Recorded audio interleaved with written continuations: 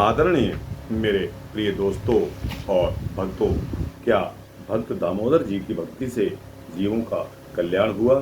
दोस्तों, यह कथा श्री भक्तमाल से मैं लेकर आपको सुना रहा हूँ, जो भक्तमाल के पेज नंबर 636 पर दी हुई है। दोस्तों, श्री दामोदर जी के बारे में आपको यह सूक्ष्म वृत्तांत सुना रहा हूँ।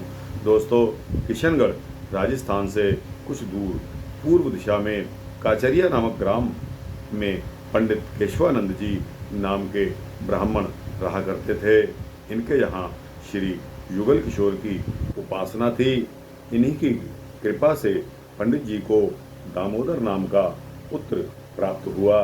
पूर्व संस्कारों के प्रभाव से कुमारावस्था में ही इन्होंने वैष्णव धर्माचरण में इनकी निष्ठा बढ़ गई और आप भजन पाठ में लग गए। माता पिता ने एक सुशील कन्या के साथ इनका विवाह कर दिया। इससे इनकी उपासना में कोई बाधा नहीं हुई। पत्नी भी पवित्रता एवं भक्ता थी। एक बार आप पुष्कर राज को गए, वहां आपको श्री हरिव्यास देव जी के दर्शन हुए।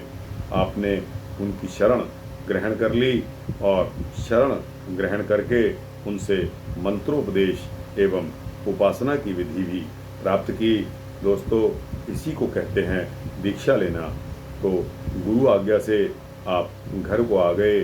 आपको एक पुत्र और एक पुत्री हुई। यथा समय आपने उसका विवाह कर दिया। कुछ समय बाद इनकी पत्नी का स्वर्गवास हो गया। इससे आपका वैराग्य और भी दृढ़ हो गया। सांपला ग्राम में आपकी लड़की ब्याही थी। वहाँ के भक्तों की प्रार्थना मानकर आपने वहीं आकर पर्ण कुटी में निवास कर लिया और भजन सत्संग से लोगों की इन्होंने सुखी किया। लोगों को भजन पाठ किया करके सुनाते थे। दोस्तों, प्रतिमास आप द्वारकापुरी को दर्शनार्थ जाया करते थे।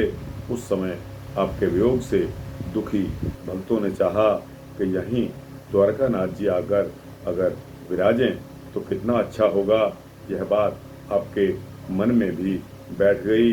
आपने दोनों हाथों में तुलसी के गमले लेकर अनशन व्रत धारण कर लिया और द्वारका की यात्रा की।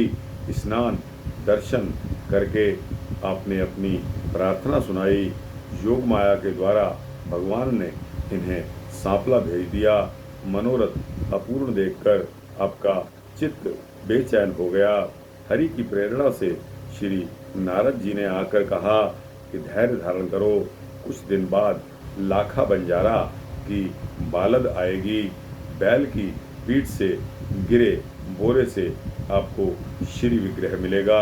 आप प्रतीक्षा में रहें। मार्गशीर्ष कृष्ण 9 संवत 1474 के दिन आई बालद के पीठ से आपके सामने एक बोरा गिरा। आपने दौड़कर उस बोरे को पकड़ा और उसमें से श्री युगल किशोर जी, श्री बलराम जी की प्रतिमाएं आपने प्राप्त की। इस घटना से ग्रामवासी एवं बंजारे सभी चकित रह गए और बहुत प्रभावित हुए। प्रतिमाएं पर्णशाला में पधराई गई। पश्चात लाखा बंजारे ने एक भव्य मंदिर बनवाया और सभी की ओर से सेवा पूजा का विशेष प्रबंध हुआ।